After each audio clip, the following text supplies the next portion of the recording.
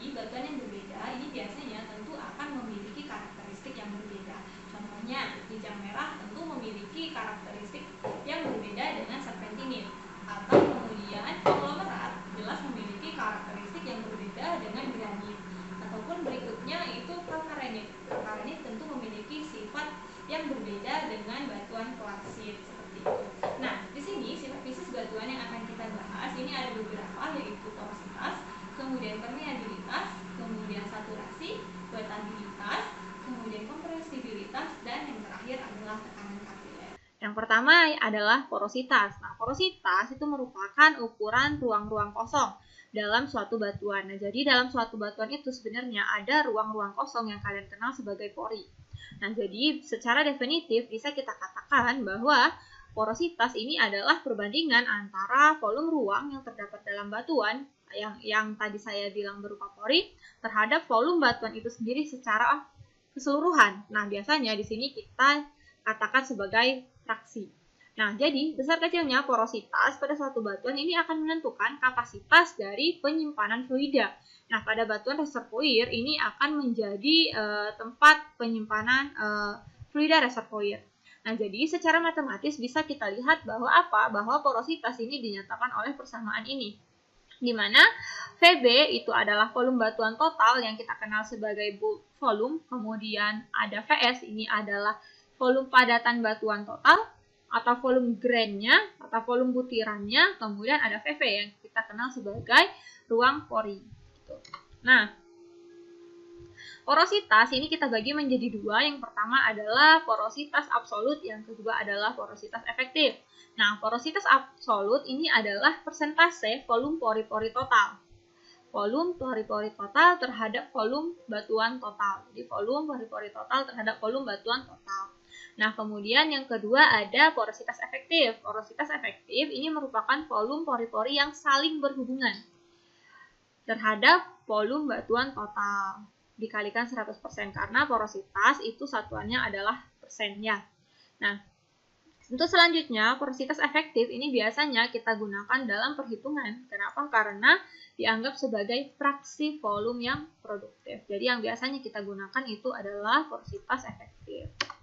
Nah, ini adalah porositas berdasarkan waktu terjadinya porositas. Jadi berdasarkan waktu terjadinya porositas ini dibagi menjadi dua, yaitu porositas primer dan porositas sekunder. Nah, porositas primer ini terjadi ketika batuan itu terbentuk, sementara porositas sekunder itu terjadi ketika batuan itu sudah terbentuk. Nah, jadi batuannya terbentuk dahulu, baru kemudian terjadi porositas. Nah, biasanya ini terjadi karena biasanya ada konvaksi, kemudian fracture, kemudian solution, kemudian interkristalisasi, atau kristalisasi internal, dan sebagainya.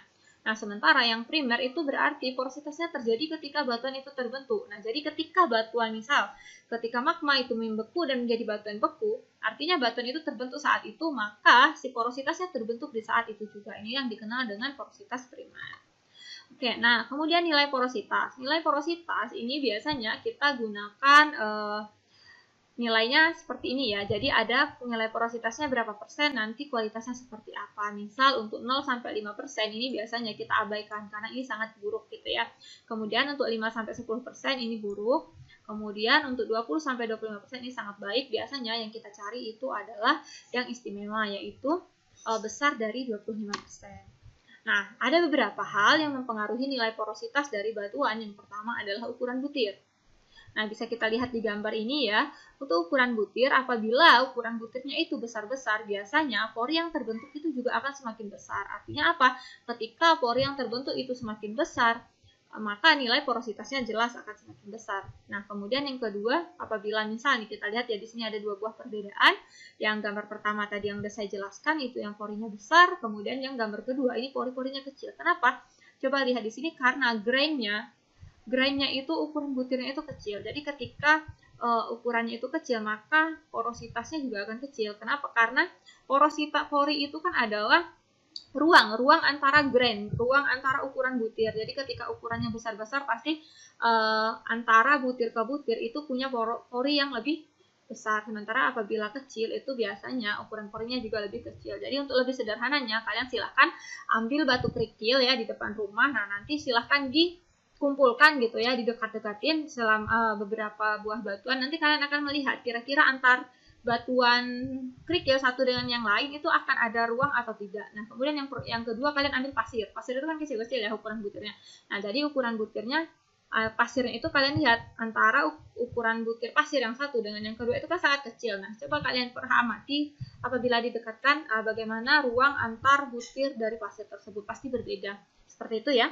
Nah, kemudian yang kedua adalah roughness of sphericity atau bentuk butir. Nah, jadi kalau bentuk butir, ya, coba dilihat di sini ya, semakin seragam ukuran bentuk butirnya itu biasanya porositasnya pasti semakin semakin besar, Kemudian semakin tidak seragam, semakin seragam ukuran butirnya biasanya ukuran porositasnya itu akan semakin kecil. Kemudian apabila semakin besar biasanya dia akan semakin besar juga gitu. Nah, jadi semakin teratur ukuran butirnya itu biasanya pori yang terbentuk itu akan semakin seragam juga, uniform juga. Maka biasanya nilai porositasnya biasanya akan semakin kecil. Tapi kalau misalkan ukuran bentuk butirnya itu sembarang, misalkan ada yang bentuknya persegi 8 atau yang bentuknya persegi 9 seperti ini ya. Seperti ini. Nah, biasanya ini nilai porositasnya akan semakin besar. Jadi, dilihat di sini kalau misalnya bentuknya seperti ini, porositasnya ke sini semakin besar. Yang ini porositasnya semakin besar ke arah sini. Yang ini porositasnya akan semakin besar ke arah sini, seperti itu. Nah, kemudian yang ketiga adalah susunan butir. Jadi, selain ukuran butir, kemudian bentuk butirnya, susunan butirnya juga akan sangat mempengaruhi. Nah, biasanya kalau di batuan beku, ukuran butir ini nanti jelas akan dipengaruhi oleh yang namanya struktur kristal ya. Jadi misalnya yang bentuk kubik, kemudian yang bentuknya heksagonal, kemudian yang bentuknya apalagi ya, saya lupa gitu ya. Nah, itu jelas ukurannya porositasnya berbeda-beda. Kemudian yang selanjutnya yang mempengaruhi nilai porositas ya, seperti yang sudah saya singgung sebelumnya, adalah komposisi mineral. Ingat, setiap batuan itu memiliki komposisi mineral yang berbeda. Nah, artinya ketika batuan itu memiliki komposisi mineral yang berbeda, artinya kristal yang terbentuk yang menyusun batuan tersebut pasti memiliki bentuk yang berbeda karena masing-masing mineral memiliki bentuk kristalisasi yang berbeda. Nah, artinya apa? Porositas yang terbentuk pun pasti akan berbeda. Kemudian yang selanjutnya adalah pemilahan atau sortasi. Nah, pemilahan coba lihat di sini ya, apabila misalkan pemilahannya itu sangat baik seperti ini, nah ini nanti biasanya nilai porositasnya akan semakin baik juga. Kemudian akan semakin kecil. Kemudian kalau misalkan dia tidak tersortasi dengan sangat baik, dalam artian sortasinya buruk ya seperti ini, maka di sini kan terbentuk banyak ruang pori. Nah, ketika terbentuk banyak ruang pori, artinya pasti porositasnya semakin besar persentasenya. Nah, kemudian yang terakhir adalah kompaksi dan sedimentasi. Nah, ini berlaku untuk batuan sedimen. Nah, jadi ingat ketika batuan sedimen dia ada di sana proses kompaksi. Ketika batuan terkompaksi artinya struktur dari batuannya nanti pasti akan semakin padat. Ketika semakin padat, maka ruang porinya akan semakin kecil. Kemudian dia tersementasi. Tersementasi berarti ruang antar porinya itu terisi oleh semen. Sementasi. Nah, artinya apa? Ruang porinya akan semakin kecil. Makanya konvaksi dan sementasi juga akan mempengaruhi nilai porositas.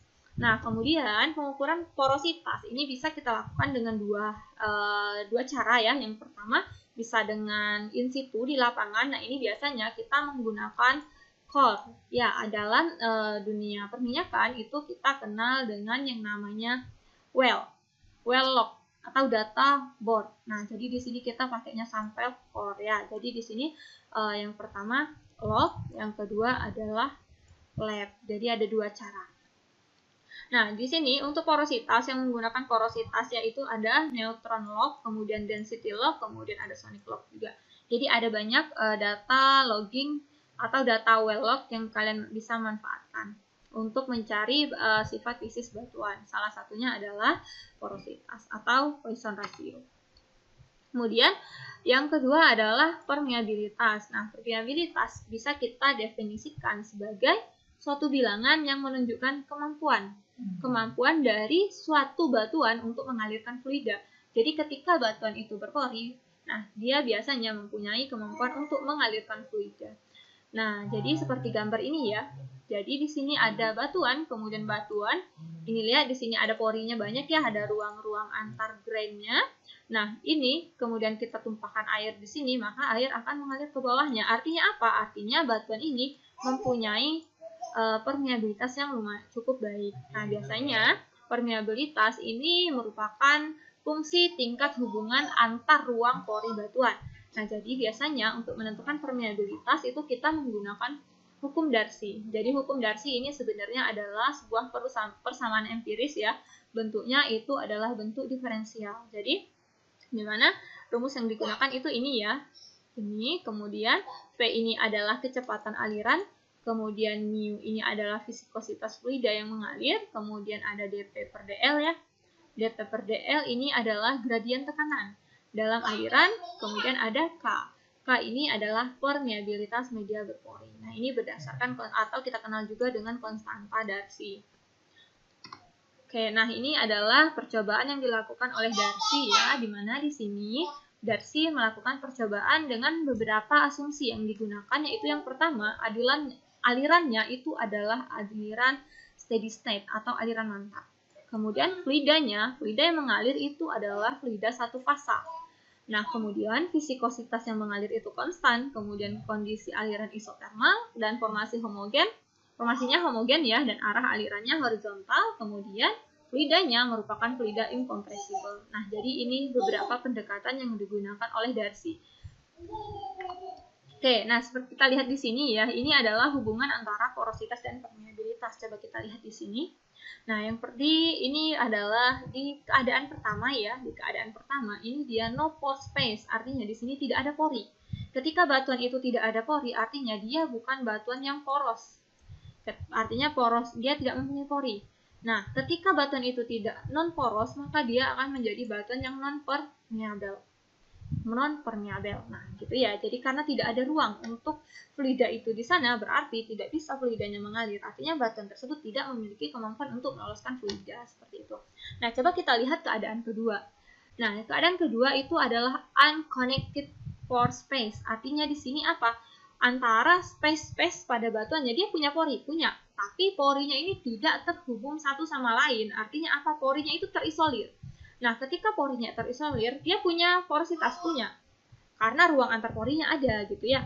Tapi apa yang berbeda di sini? Dia non permeable. Loh, kok bisa dia berpori tapi non permeable ya? Karena tidak bisa meloloskan fluida, karena fluidanya nanti akan terjebak di pori-pori ini tapi tidak bisa mengalir ke ruang berikutnya seperti itu. Nah, kemudian bagaimana dengan keadaan ketiga? Keadaan ketiga yang adalah connected pore space. Nah, ini adalah keadaan idealnya. Jadi fluidanya batuannya itu berpori, berarti dia di sini menjadi poros, kemudian dia juga bersifat permeable. Karena apa? Karena di sini fluidanya bisa mengalir di ruang pori yang saling terhubung ini. Oke, seperti itu ya hubungan antara porositas dan permeabilitas. Oke, kemudian permeabilitas ini kita bagi menjadi 3. Yang pertama adalah permeabilitas absolut, kemudian permeabilitas efektif, yang ketiga adalah permeabilitas relatif. Nah, absolut ini adalah di mana fluida yang mengalir itu melalui media berpori, hanya satu fasa. Misal, yang minyak aja gitu, air aja gitu ya, atau gas aja gitu. Nah, kalau yang efektif, fluidanya itu mengalir lebih dari satu fasa, jadi bisa minyak dan air, kemudian bisa gas dan air, bisa gas dan minyak, atau bisa juga ketiga-tiganya. Yang ketiga ini adalah relatif. Relatif ini adalah perbandingan antara permeabilitas efektif, jadi permeabilitas efektif dan permeabilitas absolut gitu. Jadi perbandingan antara permeabilitas efektif dan permeabilitas absolut. Nah, pengukuran permeabilitas ini kita bagi menjadi 3 cara. Yang pertama analisa core di laboratorium ya. Kemudian yang kedua pressure transient analysis. Jadi ini berhubungan dengan perubahan tekanan. Kemudian yang ketiga sama, logging. gitu ya. Jadi kalau misalnya di porositas tadi ada dua, ada analisis di laboratorium dan analisis logging di in situ. Sama, yang ini ada analisis core di laboratorium, kemudian ada analisis logging di in situ, tapi ada lagi yang ketiga berdasarkan analisis transient tekanan gitu. Nah, ukuran permeabilitas sama ya. Untuk tadi porositas kita menggunakan persentase, untuk permeabilitas kita menggunakan MD atau mili Darcy. Jadi karena Darcy yang menggunakan permeabilitas awalnya, maka permeabilitas satuannya adalah Darcy, mili Darcy. Jadi di sini ada very good, ketat, cukup, baik, baik sekali. Nah, ukurannya ada di sini ya, 5 sampai 10, kemudian 100 sampai 1000 sampai di atas 1000 milidarcy. Nah, next yang ketiga ini adalah saturasi. Jadi, tadi kita sudah membahas tentang porositas dan permeabilitas, sekarang kita masuk ke saturasi. Saturasi ini adalah perbandingan antara volume berpori batuan yang ditempati oleh suatu fluida dengan volume pori-pori total pada batuan berpori. Saturasi hanya akan ada pada batuan berpori. Nah, pada batuan reservoir, khususnya minyak, biasanya ini terdapat lebih dari satu macam fluida. Makanya ketika saturasi pun, saturasinya itu bisa bukan hanya saturasi air, tapi juga bisa saturasi gas, bisa juga saturasi minyak. Tergantung fluida apa yang mengisi dari pori tersebut. Kemudian, nah bisa dilihat ini adalah saturasi ya. Jadi ini adalah grain, ini adalah butirannya, kemudian ini adalah space-nya ya. Space, kemudian ini grain, ini berarti pori, ini pori. Nah, ini juga pori. Ini banyak pori. Nah, kemudian pori ini terisi oleh gas. Kemudian ada sebagian terisi oleh air, sebagian terisi oleh gas, kemudian terisi oleh air, kemudian sebagian terisi oleh minyak. Nah, jadi ketika nanti fluida ini sudah dalam keadaan jenuh, maka itulah sudah tidak bisa terisi oleh apapun lagi. Nah, itulah yang dinamakan dengan saturasi. Oke ya, nah saturasi ini yang rumus untuk saturasi air, yaitu volume pori yang terisi air dibagi dengan volume pori-pori total. Kemudian kalau dia saturasi minyak berarti fluidanya jadi minyak, kalau dia saturasi gas berarti dia menjadi saturasi gas. Nah, nanti hubungan ketiganya apabila kita jumlahkan ini nanti dia sama dengan 1. Gitu. Nah, ada dua hal yang mempengaruhi dari saturasi fluida, yaitu yang pertama, saturasi fluida ini akan bervariasi dari suatu tempat ke tempat lain dalam reservoir. Nah, di sini biasanya kenapa case yang paling banyak untuk superfisis batuan itu adalah reservoir, karena memang untuk kajian petrofisik ini paling banyak digunakan di perminyakan, seperti itu ya. Nah, saturasi air ini nanti akan cenderung lebih besar dalam bagian batuan yang kurang poros, seperti itu. Nah, biasanya bagian struktur reservoir yang lebih rendah relatif akan mempunyai saturasi watt air yang tinggi dan saturasi gas yang relatif rendah, seperti itu. Nah, kemudian yang kedua, saturasi fluida ini akan bervariasi dengan kumulatifnya produksi minyak. Jadi, ketika minyak diproduksi, maka artinya apa? Tempat minyak di reservoir ini akan terganti oleh air. Jadi, ketika kita drilling minyak, itu kan minyak kita ambil tuh. Nah, nanti yang awalnya itu tempat minyak itu nanti akan terisi oleh air, seperti itu. Kemudian yang keempat adalah wettabilitas. Nah, wettabilitas ini apa sih? Wettabilitas itu adalah suatu kecenderungan dari adanya fluida lain yang tidak saling mencampur. Tidak saling mencampur, kata kuncinya di sini ya, tidak saling mencampur. Jadi, misalkan ada dua buah fluida nih yang bersinggungan dengan benda padat, maka salah satu fluida yang akan bersifat membasahi permukaan benda padat tersebut karena adanya gaya adesi. Nah, gaya adesi ini apa? Nanti silahkan kalian cari. Saya yakin kalian sudah tahu ya. Nah, dalam keadaan minyak, air, benda padat, gaya adesinya yang menimbulkan sifat air membasahi benda padat itu diberikan oleh persamaan ini. Di mana nanti ini adalah tegangan permukaan minyak benda padat, kemudian yang ini adalah tegangan permukaan permukaan air benda padat, kemudian ini minyak air, yang ini sudut kontak. Nah, jadi nanti ada sudut kontak. Ketika kita membahas tentang wettabilitas, kita harus punya sudut kontak antara fluida tersebut. Nah, wettabilitas ini kita kategori menjadi dua jenis, yaitu water wet yang pertama, yang kedua ada oil wet.